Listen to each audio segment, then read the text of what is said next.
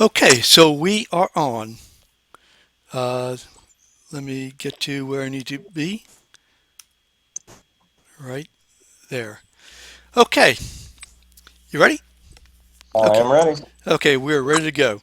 So, hi everybody, this is Steve Sabludowsky, publisher of BayouBuzz.com, and today we have uh, Dr. Pearson Cross with us from U of L, and we're going to be talking about Louisiana politics. We have some, I guess, bad news also that one of our dear ones, CB Forgotston. You ready?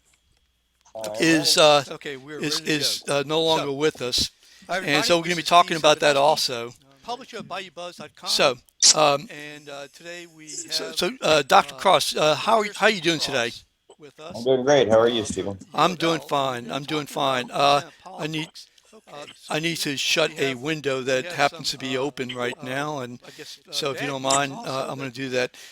So first of all, we surprised to hear we surprised to hear about CB Forgotston, the death of CB Forgotston. Well, he wasn't a young man, so in that sense, I was not surprised. But given the manner of his going, I was somewhat surprised. And of course, like many people, speculated about some long-standing health issue or depression brought on by something or something like that. But yeah, so it was surprising. Sure. Um, he was one of those really outspoken people for sure. I know that I just wrote a column about a real quick column and basically said that you could be his ally one day and his foe the following day, and then vice versa. It seemed like he disliked everybody and attacked everybody, but he was considered by many to be really lovable, and they a lot of people just really followed him. I think Um, that yeah. I think that I had a similar experience. When I first started to notice when I got to Louisiana and started to hear about him or his commentary or whatever, I tried to peg him. You try to peg where somebody's coming from as either conservative, liberal, libertarian, or whatever he is. And I could never figure out where he was coming from because he didn't seem to have what I would consider to be a consistent ideological position, as some do. And so I didn't really know what to do with him. Sometimes I'd agree with him, and other times I'd be like, "No, you're wrong." Right, right. Well, he was definitely outspoken, that's for sure. I mean, his comments about Governor Jindal, the legislature, I think he coined the term or LEGE for legislator. He was always had something funny to say, even though it wasn't a very funny topic. So I tend to believe that of all people, Jon Bel Edwards probably given CB's penchant to go after governors as he did with Foster and General Blanco. So I think it's unfortunate, but Edwards probably gets a pass. Yeah, but there are other people who will be slinging arrows at Edwards, no doubt, and some of those arrows have already started. I've gotten some pretty outrageous emails based on actions that Edwards is expected to take and has not yet taken. So it Okay. started off. Okay, Yeah. so let's move from CB over to Edwards, the legislature, in an upcoming session, and let's first talk about those emails that you're talking about. So, without maybe telling us who they came from, what are they saying? Well, I remember in particular one email that was a little shocking because nothing had happened yet, and of course he's not even governor yet for another week. Was that it was said that he had major plans to raise taxes and was gonna be reaching into everybody's pocket, and that everybody needed to organize and push back against this effort to confiscate private dollars. It was pretty forthright. You know. Right, right. So, the position I've taken on that in my group, Louisiana Politics, on Facebook, and in a column that I wrote, was that a lot of people are jumping the gun. Some of the conservative columnists and others are saying that that Edwards lied and is lying. Uh, that is that he wasn't. He said that he wasn't going to raise taxes, and now they're saying that he is saying that he's going to raise taxes. Is that part of what you're pointing to? No, that's actually a little more recent in terms of saying that he lied. But, correct me if I'm wrong, but when we get back to the governor's race, when there were four candidates in the race, all four of them mentioned the need for some revenue. Oh, I mean, absolutely. they all just basically said, okay, nothing can be off the table. We've clearly seen that this no new revenue thing with Jindal is a non-starter for moving forward. And so, obviously they just left it up to the public to kind of impute whatever each person's position might be. But I didn't hear anybody disavow just categorically raising new revenue either through taxes or some other way. I definitely agree, with that. I will say that I found that Jay Darden to be the most candid about that. I think in some of the TV debates, at least, one where he did say, "Look, everything is on the table, and it's got to be on the table." And that was my overall impression for all the candidates. That, like you said, I mean, they didn't articulate where the revenue was going to come from per se, because obviously it's hard for them to say. But they acknowledged the fact there would be revenues. Yeah, that's right. And in a campaign like the one we just went through, this governor's campaign, you can't be the first person who says, oh, yeah, well, I'm going to tax this or tax that, because you're just opening yourself up for a tax. And it's one of those things where if they'd all signed on to a particular thing about what they were going to do, then that would have been one thing. But in the absence of kind of an agreement about, not attacking someone else for their revenue plan, nobody could have a revenue plan while the campaign was still going on. It's Sure. just you know, you don't Now, want to commit a Mondale mistake, right? yeah, well, for sure. And also, the other thing is that I think in mid-November, so really kind of days before the runoff election, the Revenue Estimating Conference had come out with their report. As I understand it, their report actually has been was low compared to what Jay Darden came out with last week. And there were some other, both in terms of short-term money that is going to be owed by, say, June 30, and long-term post July 1 of this year. So that the situation has worsened. That we're now in what $2.5 billion roughly in the hole. Yeah, it's a very serious hole that we're in, and we took a while to get here, and it's going to take a while to dig out, and it's not going to happen in one special session or one legislative session or 1 year. I mean, this is a multi-year disaster that's going to take some time to fix, frankly. And there's bad news in it for everybody, for the universities, for healthcare, for people who are taxpayers, for corporations or businesses that have gotten used to receiving some pretty healthy and substantial exemptions. I mean, there's going to be enough pain to go around for everybody in this. Uh, the thing is that if we were off the mark so much in terms of last, say, session, some people thought that the budget had been balanced. It turned out that it really wasn't balanced, and obviously we're finding that out now. And although things have also worsened too.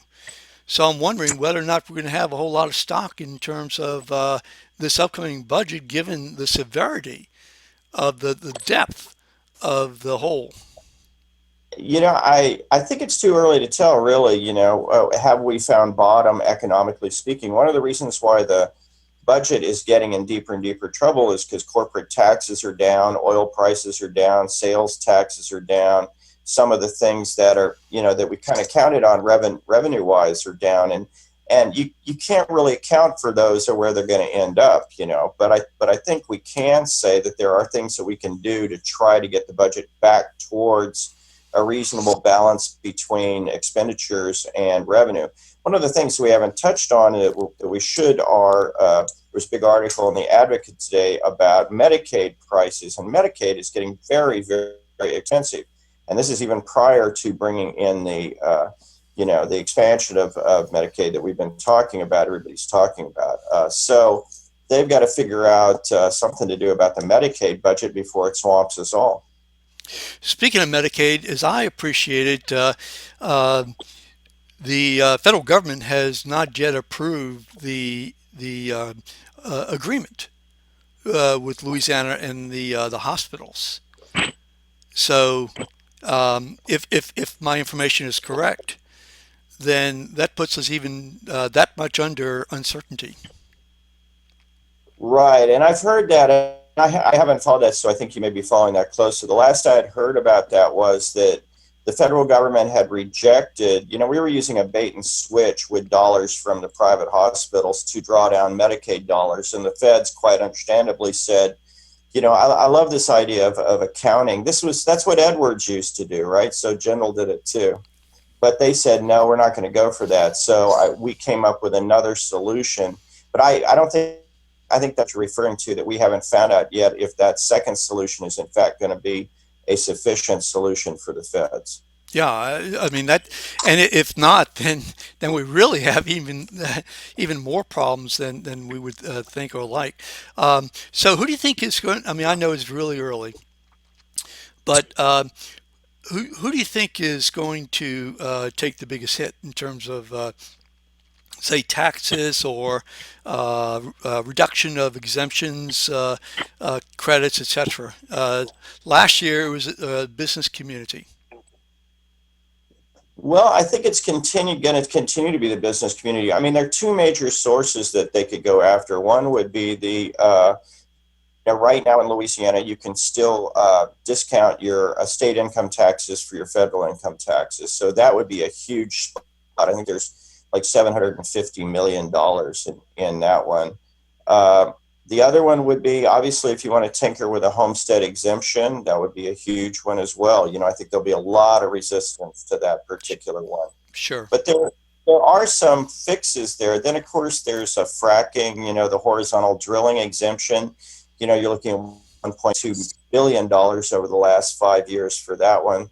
There are a number of different kinds of exemptions. That film exemption is still at, last time around, they capped it at 300. I think everybody thinks, when you look at these exemptions and you say, okay, well, our choices are continuing this exemption at that level or cutting higher ed or cutting Medicare or cutting K through 12. I mean, it starts to put those exemptions into what I think is their proper perspective.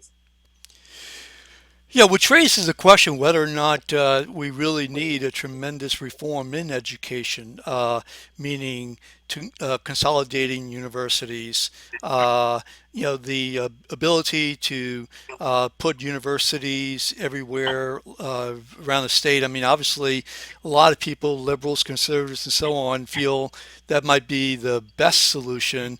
That is, to close down certain universities, although I think that's very problematic and probably not. I remember last year when at on the last day when we were talking about the SAVE Act that saved Bobby Jindal from that time, saying that we had a budget problem.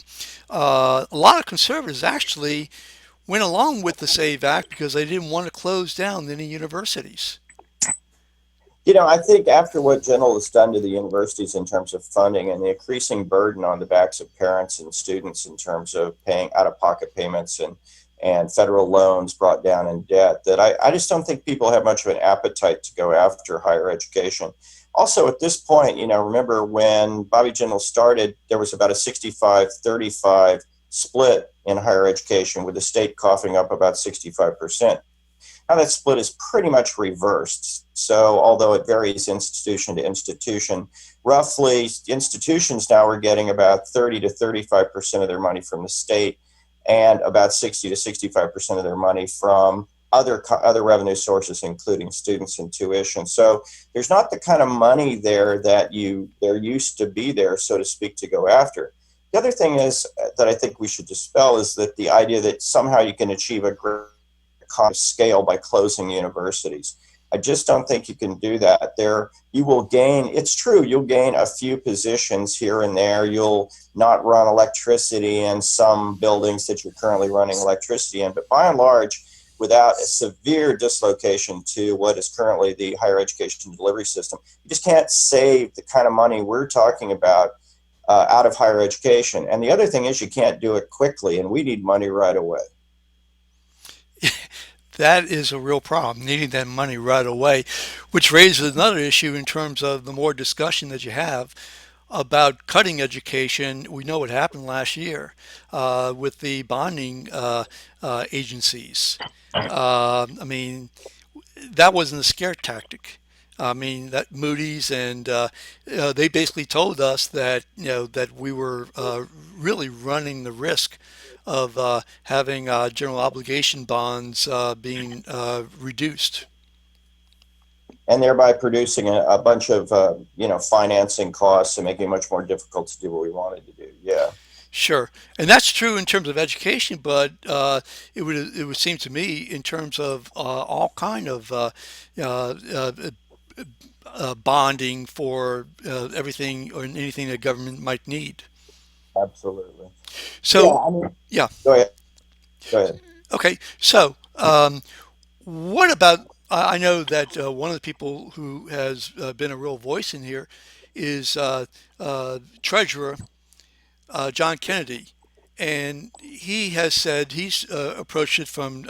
He says, we've got to cut, and we've got to cut government contracts. Um, is that the solution? Is that part of the solution? Well, part of the solution has to be that the legislature has to start doing a better job of paying attention to what we're spending our money on. And part of that is consulting contracts. Part of that is exemptions. Part of that's everything. Legislature in the last session voted down, or the session before last voted down, requiring the legislative auditor to do a cost benefit analysis of the exemption programs, right? I mean, that's the kind you're basically saying, I don't know how much we're spending, and I don't know if it's worthwhile, and I don't want to know. That's the kind of action that the legislature just really can't put its head in the sand anymore. We need to crack open those boxes. We need to crack open the dedications. We need to see what's there, and we need to, make some changes because this is obviously not working. We got a big problem. Well, do we need a constitutional convention then? Obviously, if it's, I mean, I doubt we'll get, a special session at least, that would be a constitutional session. It might be helpful to do that just for getting the issues on the table. Constitutional amendments or conventions are very, very cumbersome and difficult things. And everybody, I mean, the last one was very, very hard to put through, and it really passed the public barely at the time. And I'm not sure that we're ready for a constitutional convention. I think we have the tools to fix what we need to fix if the legislature will have the courage and the leadership to go after it. And I am hopeful that this governor will take them in that direction. Although I have to say, with the shenanigans about Speaker of the House and all that kind of stuff, that I'm less sanguine perhaps than I was. Yeah, I was just going to get to that in terms of the Speaker of the House. Uh, at this point in time, we're looking at he wants a Democrat. Republicans and some religious organizations, etc., have been pushing a Republican. Are you surprised at the pushback by the Republican Party and others? No, I think it's natural. And I mean, they have a majority, and that's pretty much usually the way our legislatures work is that the majority decides who the speaker is and who the president of the Senate is. And that's always been kind of the standard across the nation where you haven't had a real bipartisan kind of approach. So the fact that it should come here, I'm not at all surprised. Republicans feel like, hey, we got 61 seats in the legislature.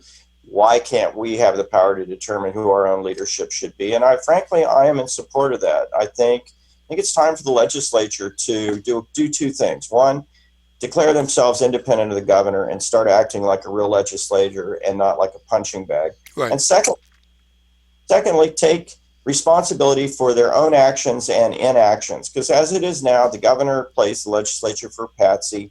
The legislature then says to the governor, oh, well, we would have done it, but the governor vetoed it. Oh, we would have done it, but the governor wouldn't let us. Well, look, we need to move on and have two institutions at least that are both healthy, thriving institutions. And to do that, they need to be independent.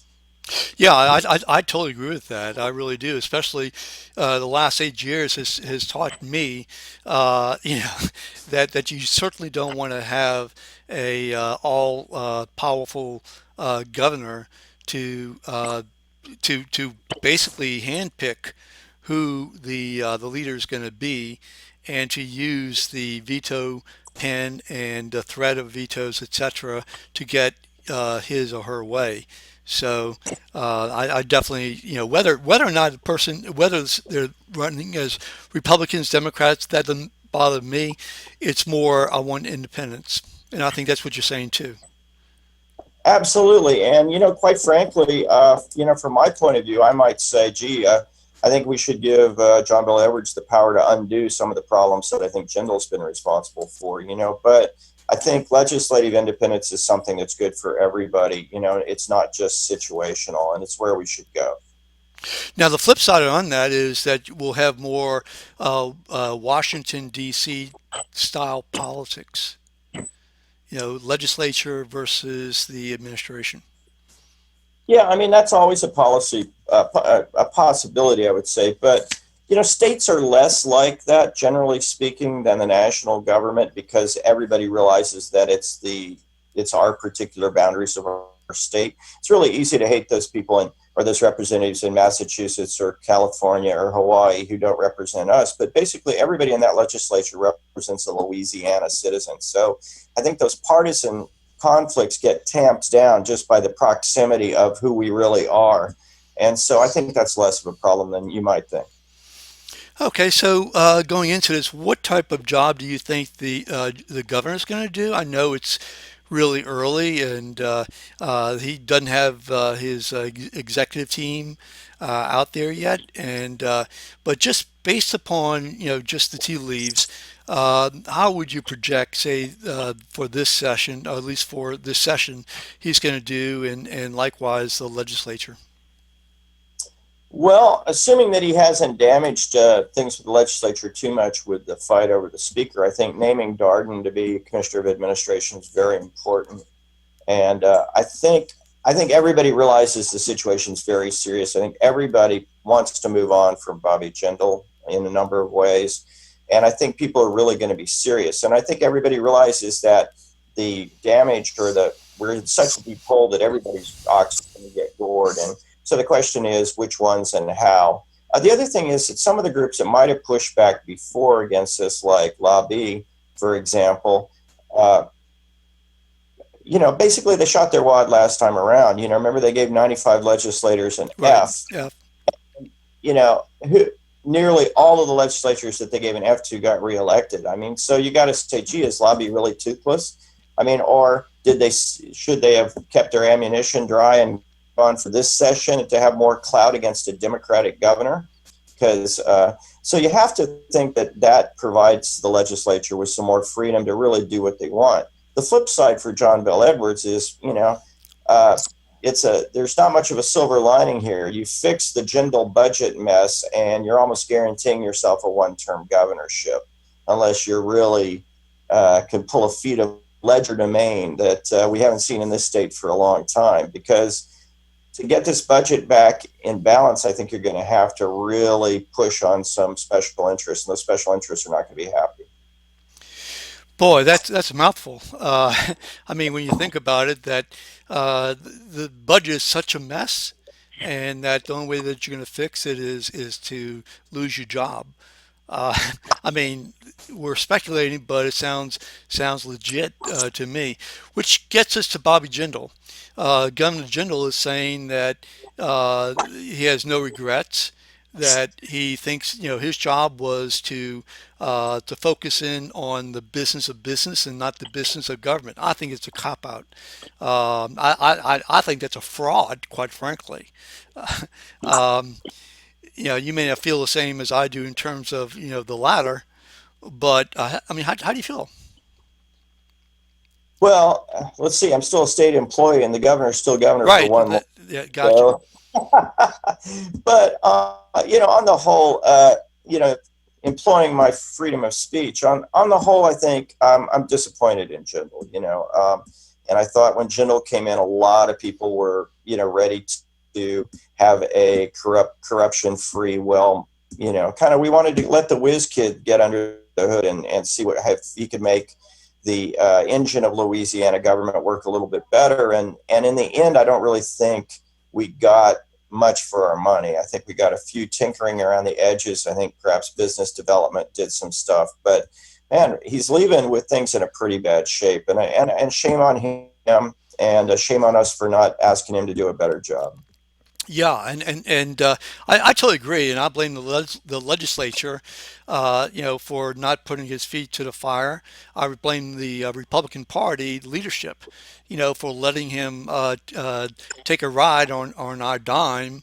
The reason why I said about it being a fraud is because while I think we've had some economic development victories, I believe our gross domestic product is actually lower than what it is has been nationally over the last 8 years.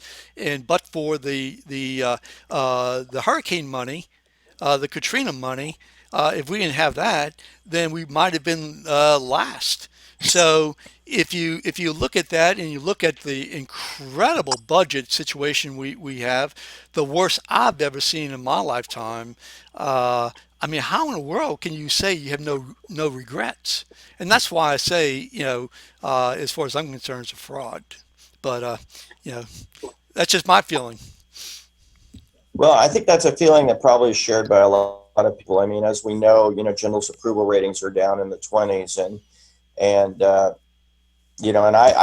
have yet to meet those people who are the 20s. I don't know about you, but they say his approval ratings down in the 20s. I keep looking for that 20%. I haven't found them yet. But Yeah, well, I think what it is that a lot of his supporters are saying that, at least the ones I've talked to, at least, or have chatted with on social media, what they're saying. Well, I'm not a fan of Jindal. Okay, which tells you that they're part of that 20%. I mean, you know, that's I'm not a fan of, and everybody else is ready to just lynch them, for traveling on our dime. I mean, yeah, with this kind of budget situation that we've had, and what, $2 to $4 million or so in state police and so on. Um, so just in closing, if I might, and I really thank you for taking your time with us. Tell us about university, what you're expecting for this upcoming semester. well, UL is doing great right now. We have a expanding enrollment, as you may or may not know. So we're one of the few universities around the state that's actually growing. We're well on our way. We're over 19,000 students now. We're well on our way to 20,000 students. We've had huge growth, particularly in engineering and in nursing. We've aggressively gone after some of the online stuff. Jerry Luc LeBlanc, our vice president for finance, used to be commissioner of administration, is Right. kind of been very careful. And so financially, I think we're somewhat better off than some of the other universities. In our leadership team with President Savoy and Jim Henderson, the provost, very focused. So I think everybody over here at UL, even in these tightened times and straightened times, is feeling optimistic about the future. Obviously, this budget problem is something that may impact us, and if so, we'll have to take care of it. But things are looking pretty good on the bayou for UL Lafayette. Well, that's really great. Well, Dr. Pearson Cross, listen, thank you so much, and definitely we'll do it again. I really appreciate you taking your time with us. Sounds great, Stephen. Okay, okay, so I'm going to shut down. Bear with me 1 second, please. I'm going to shut down the streaming.